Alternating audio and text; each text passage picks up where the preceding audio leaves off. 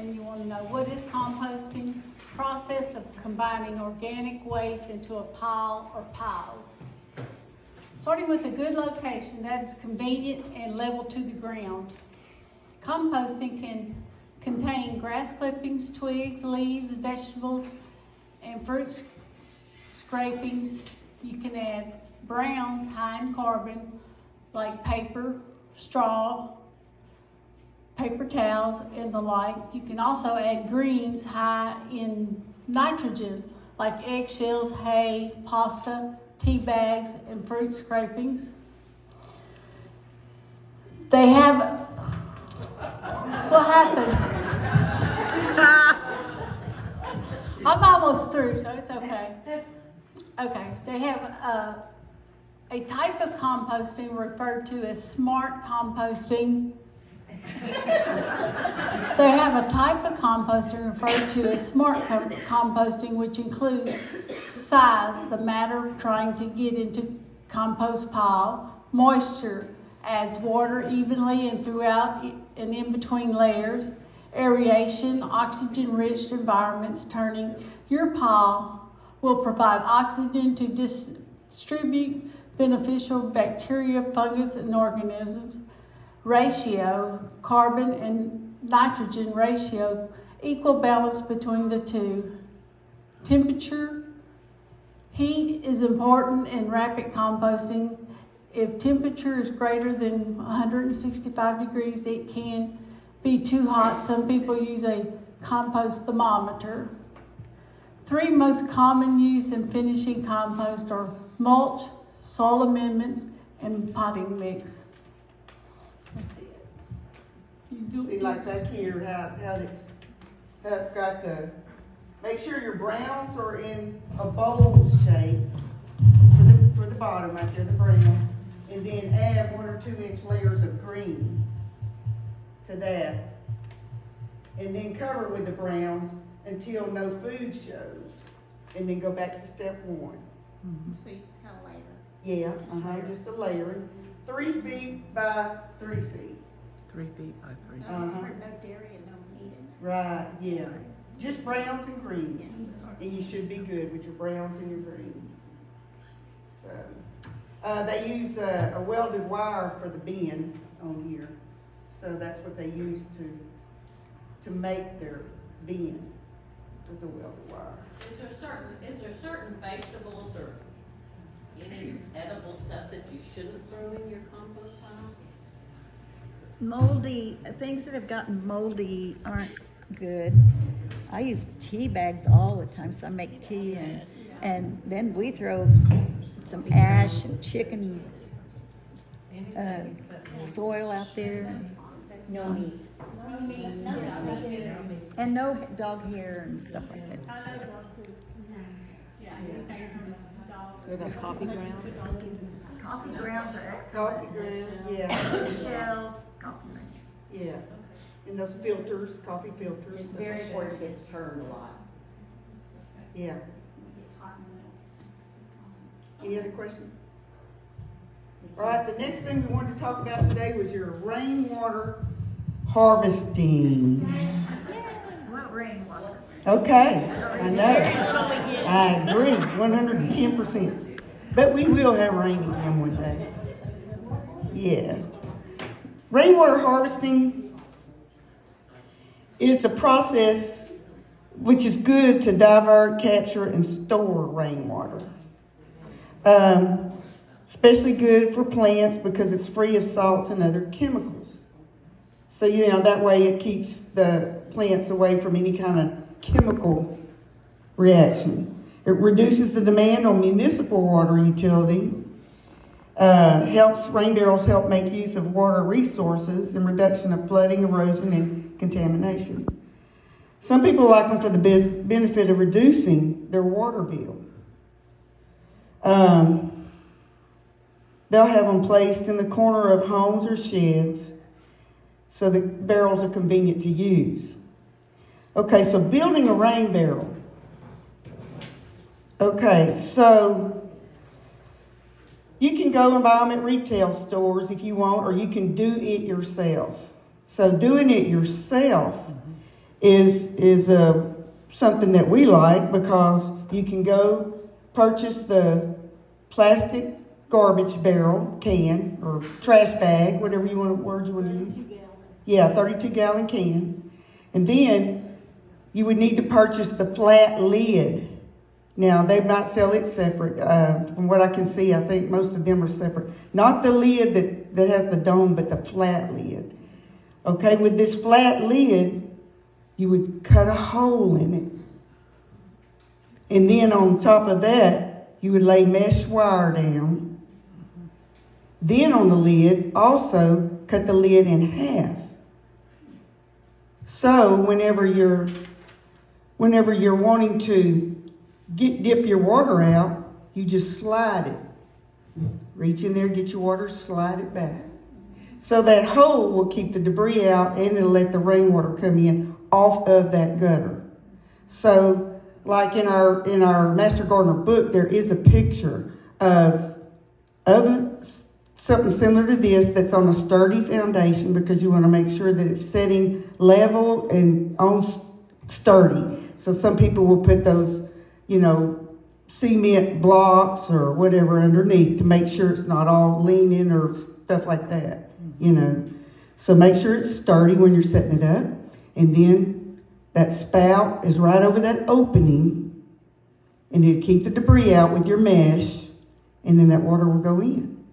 And then you're like, well, I think I want to go water some plants. So you go slide this part open, dip you down in there, get you some, and go about watering your plants. Now that's just the DIY version of it. Or you can go to a big retail and buy one if you want, So it's just it's called, like we see on here on our brochure, it's saving for a rainy day, and that's basically what the best way to sum it up. And, it just, it can, like it says on here, it can be used in large-scale landscapes such as, big commercial sites or apartment complexes or stuff like that, or it can be used in smaller versions. It's that important to use it, whether it's your little yard or something big, So that's kind of what we wanted to talk about with y'all today. Was if you want to make your own.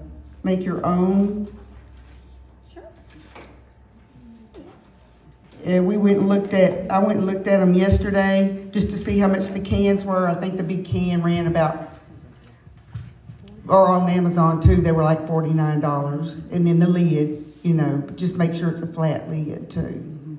So we also have some more presentations too. Donna Mason and Vicki Crochet, who is in our group, want to come up also and speak to you all. Do you have any questions on the rain harvesting? Making your own little barrel. Well, it's not a little barrel, it's a big barrel. But yeah. Oh, and Katie wants to come up and say a couple of things too, y'all. She's also a Master Gardener. I took my class in San Augustine. I think it was early 20, it was 2019, 2018, I can't remember. We came in 2018, I think, after Hurricane Harvey from South Texas. And we did get rain barrels. Before that, Corpus Christi had given out rain barrels from the water plant down there. And they had the spouts and they had the screen on the top. I was going to talk a little bit about dry weather plants. And we need that this summer. Even though we had a 250-gallon rain barrel with a spout underneath, we used that up really right away. And we don't happen to have a well, so we had to water a little. We don't have a real big garden space, but we have really good luck in this area with okra, and especially burgundy okra. Burgundy okra is a wonderful okra. It isn't as slimy as the green when you cook it, and it's just really tender. You can pick it up to 4 or 5 inches, and it's just tender, really good, and with scrambled eggs or something sliced.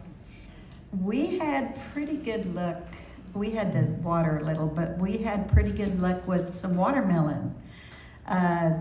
We've gotten 4 or 5 pretty good sized, and we picked them some a little bit early, but they were sweet. It's just that they weren't quite right to the rind. So Turk's Cap, some of the flowers, edible flowers, can grow with just a little bit of added watering. And if you have ideas about, now when it gets cool, strawberries do real well. We have a patch, and when the cool weather hits, they'll start doing well, like in the fall or spring. Anybody have any other ideas on dry weather plants? Have you had luck with any certain thing this summer? Not really. It's been a dry summer. Okay, that's about it. But you ought to try the burgundy okra. It's really, really good. I'll turn it over to the other. Donna. Okay, girls. So dry in the woods. Give me half of it or we'll pass out. Kathy's property is next to mine, and she had some deer, and they came out and ate all of my okra. Dear. I did not get any okra. They Put another one in there. all of the rest of my tomatoes and my deer. Yeah, tomatoes didn't, we have some in tub. Oh, another way to save on your gardening, we have several tubs. And so we do a lot of tub gardening, like with tomatoes. So we had some small tomatoes, I but had a very good crop of tomatoes this year, and so about the second week in July, Right. the deer, they so dry when they came out. in July, August, September, we only had like a half inch a month of rain. So here you go. All right, got that, sorry. Still getting set up. Hold it for her, yeah. If I can drop this again. All right, Oh, yeah. I'm gonna go in the front. Oh, thank you. So you have to forgive me, but I presented to children most of my life as I was a teacher. You all are adults, and you probably know quite a bit about poison ivy, but nonetheless, how many of you have ever gotten poison ivy? Oh, yeah. So I'm hoping that maybe you will learn something you didn't know today about poison ivy. My 2 master gardener friends are passing out a bookmark for you just as a reminder, and I'm just going to go through a few pages if I don't drop everything. All right, first thing is that poison ivy grows on a vine. You all know that. Pretty much everybody knows that. It can also grow on the ground as well. So if you have a vine, you want to not touch it. The second thing that you need to know is that many times, leaves of 3, thank you, let it be. You might not know that usually the middle stem of poison ivy is longer. So you can look at the middle stem of poison ivy and you will notice that it is longer. There are some characteristics of poison ivy in addition to that. The middle leaf is bigger. You have 2 smaller leaves on the end. They are often waxy, often shiny. Check for berries. I've never seen berries on poison ivy. I guess I should use this thing, sorry. There are berries on poison ivy, but I've never seen them. How many of you have ever seen white berries on poison ivy? Okay, someone has. Birds and deer like to eat poison ivy. People cannot touch it. People cannot eat it. It does not hurt the birds and the deer. All right. The most important thing I think that you should learn about is what I have on my back. Please read it. Mitten story. So I'm going to put this down for a second. And I hope you can hear me. Usually I can speak fairly loud. All right? But if you look at my hands, all right? Yeah, don't worry about that. That's okay. Okay. And I'm going to, my fellow master gardener here over here, I'm going to turn, I think I have to turn around to do this. But your hands, for the bottom 2 mittens on poison ivy, almost always have one serrated edge. they can have more. The middle, larger leaf on poison ivy or leaflet has 2, all right, serrated edges.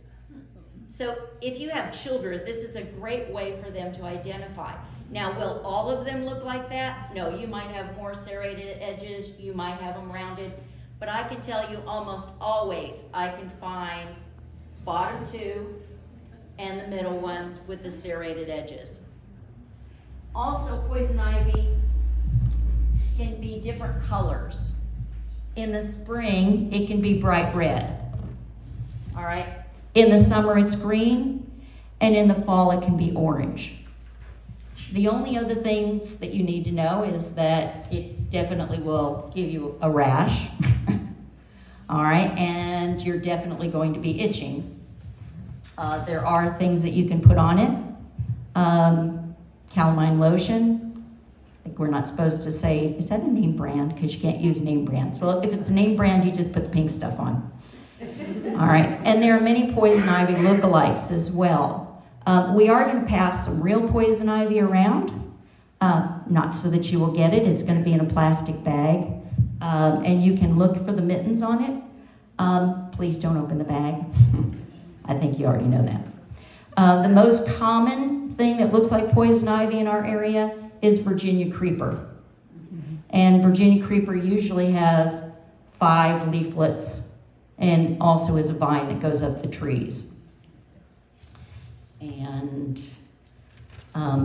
sometimes people will say, well, can I get it from my pets? Yes, you can get it from your pets. If your dogs brush up against poison ivy and you touch your dog, you can get it. A dog can get poison ivy. It does not happen very often because their hair is so thick, but if they have very short hair, they can get poison ivy, and then you have to take them to the vet, of course. Something people do not know is that if you get a poison ivy, you should not take a bath.